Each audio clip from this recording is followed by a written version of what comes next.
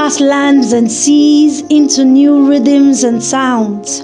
The voices in the thunder and the labors of the pregnant cloud. Huge, old, and wrinkled feet now tear open, bringing to light new, tiny little feet. It was the dawn of another generation, the children's children once foretold to come. So we came with cries of pronouncement, with the burden of our ancestral lines upon our backs, innocent, naive, and curious to learn the ways that we must go. Then we were taught a culture, a way to live in. Our ears learn to listen as our minds seek to understand, and our hearts conceive to prepare for the incubation and the delivery.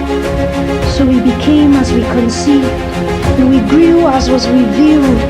Then our dreams at night began to matter. Sweat dripped down our necks, and the feeling of being lost just couldn't go away. Our dreams felt realer than the so-called normal, and our visions, though short, felt more like our whole lifetime. Daily we await the dawn, so as to live the normal life, but it felt fake every day. For time slowed us down in what we thought was the normal, yet speed us up in our dreams and visions. So we lay to sleep, but hear people call out to us, calling us a name that propelled us to act, so that in every vision our actions in the so-called normal felt like it was controlled by something bigger and stronger than us, something we belong to. And we began to hear names of people and territories, and it felt like we knew them. We could walk past a place and feel like we had been there before, like we lived there. We recognized things that made it feel the more that we were once here. The faces that stare into our eyes were familiar, and their conversations we knew already, because it felt like we were repeating a scene in a play. Were we actors? We couldn't tell. We just acted what was played out in our visions and dreams.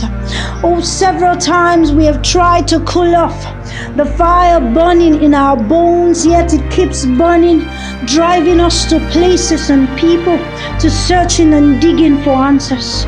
So we began to pay attention to times, signs, and symbols, yet we were no scientists.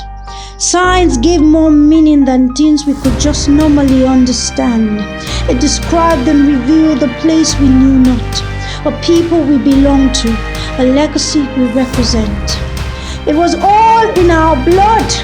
Our blood carried the life, and that life it belongs to. It boiled and raged everything to truly live, stinking us like fire on our skin, traveling round our bodies, even in our eyes. Something called out to us. It called out to our blood. It controlled and ordered our path. Now I hear sounds that stirs our blood and moves our bones. Sounds we recognize that intoxicates us, leading us to a path to journey. Sounds that opens our eyes to see the place from whence we came. Our blood rages as it lifts our bones to dance with passion, a sound buried deep within us. We heard scripts being read out in chantings and in humming in our heads. We saw seals removed and scrolls rolled down, and it felt like we saw our names in it.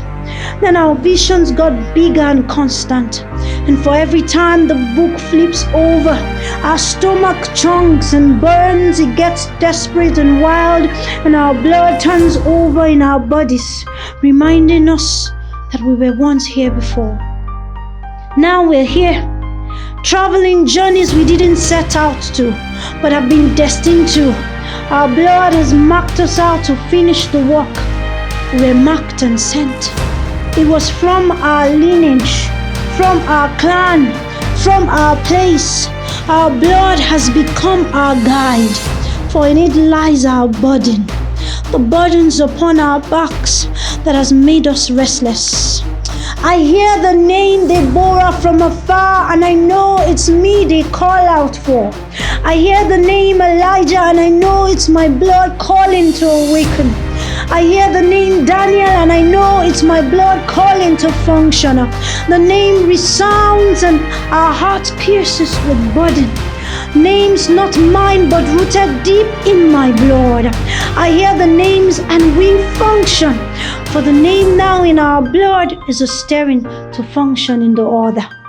This is our root, our lineage, our clan. We will no longer fight the fire in our blood, but embrace the callings of our roots, for it is time to finish the work. This is our burden. This is our ordination. We were ordained before we were formed in our mother's womb, predestined to complete a journey. So let the order of David continue. Let the sounds of war continue. Let the order of Deborah continue. Let the army assemble. Let the order of Daniel continue, and let the government of God rule the day. For this is our root. This is our ordination.